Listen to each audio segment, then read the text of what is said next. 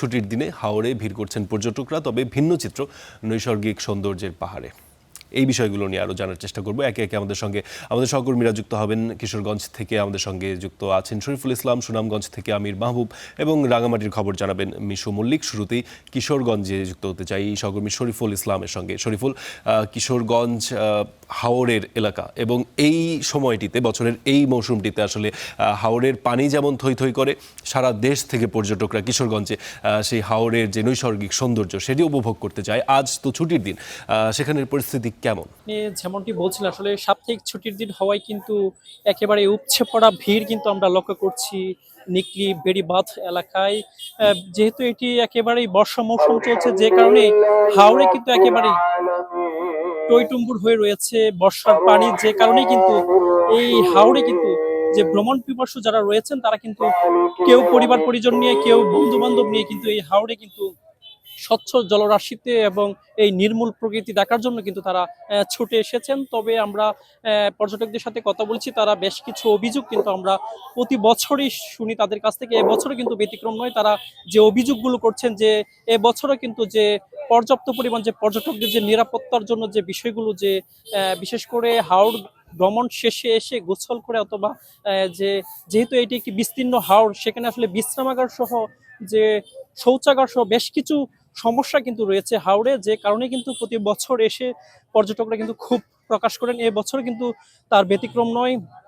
এছাড়াও কিন্তু যে ট্রলার দিয়ে যারা এই বিস্তীর্ণ হাওড়ে ঘোরাফেরা করেন, তারা কিন্তু এবছরও ট্রলার ভাড়া নিয়ে কিন্তু তারা বেশ কিছু অভিযোগ কিন্তু তারা করেছেন। আমরা ট্রলার মালিকদের সাথে কথা বলেছি, তারা যে বিষয়টি জানিয়েছেন যে মাঝারি সাইজের যে ট্রলারগুলো রয়েছে সেগুলো তারা 2 থেকে 3 হাজার টাকা ভাড়া নিচ্ছেন। এছাড়াও যে বড় যে ট্রলারগুলো রয়েছে সেগুলো থেকে 5 থেকে 6 হাজার টাকা ভাড়া আদায় করা হচ্ছে, এমনটি কিন্তু তারা বলছেন। তবে এই ভাড়া নিয়ে কিন্তু আসলে পর্যটকরা বলছেন এই সাপ্তাহিক ছুটির দিনে ভিড় বেশি থাকায় কিন্তু কিছু অসাধু ট্রলার ব্যবসায়ী রয়েছেন যারা আসলে পর্যটকদেরকে জিম্মি করে অতিরিক্ত টাকা আদায় করে থাকেন, এমনটি কিন্তু তারা অভিযোগ করছেন। জি, ধন্যবাদ আপনাকে শরীফুল। কিশোরগঞ্জের যে পর্যটন পরিস্থিতি সেটি সম্পর্কে আমাদের জানাচ্ছিলেন। আমাদের সঙ্গে আরও যুক্ত আছেন রাঙামাটি এবং সুনামগঞ্জ থেকে আমাদের সহকর্মীরা।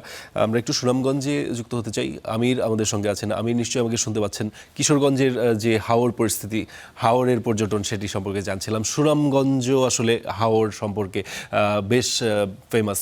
সেখানে আপনি পর্যটন কেমন দেখছেন আসলে?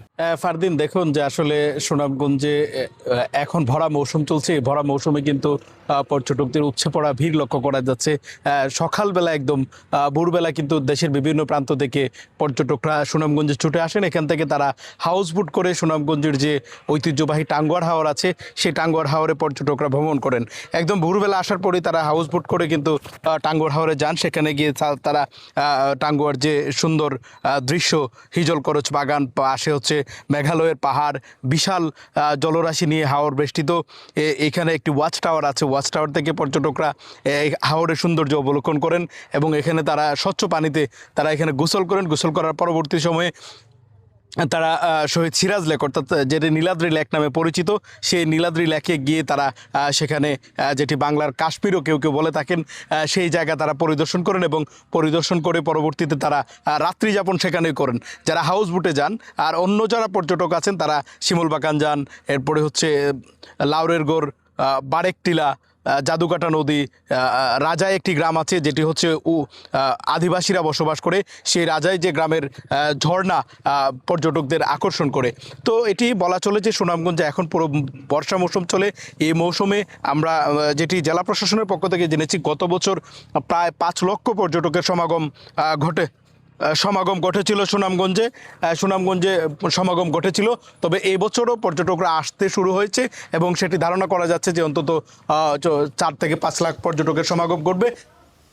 মিশু, ধন্যবাদ আপনাকে। সুনামগঞ্জ থেকে যুক্ত ছিলেন আমাদের সঙ্গে আরও যুক্ত আছেন রাঙামাটি থেকে মিশু মল্লিক। মিশু, একটু জানাবেন, আমরা হাওর পরিস্থিতি সম্পর্কে জানছিলাম, সেখানে পর্যটকদের উপচে পড়া ভিড়, পাহাড়ে কি পরিস্থিতি?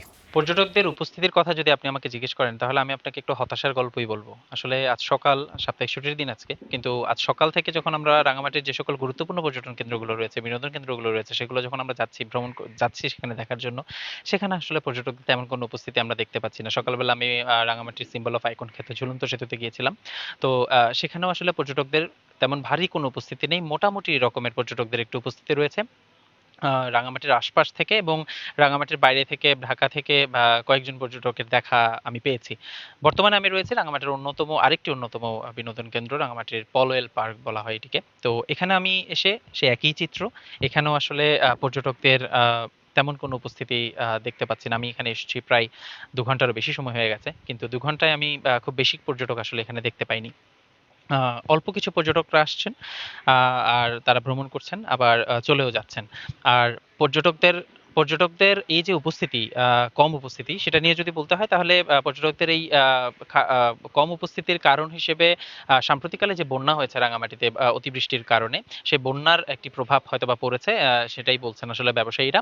আর পাশাপাশি কাপ্তাই হ্রদ ভ্রমণের প্রতি যারা বেড়াতে আসছেন তাদের একটু আগ্রহ রয়েছে, তারা কাপ্তাই হ্রদ ভ্রমণে যাচ্ছেন। আপাতত বিনোদন কেন্দ্রগুলো খালি রয়েছে, হয়তো বিকেলের দিকে কিছু পর্যটকের উপস্থিতি আমরা বিনোদন কেন্দ্রগুলোতে দেখব। ধন্যবাদ মিশু আপনাকে।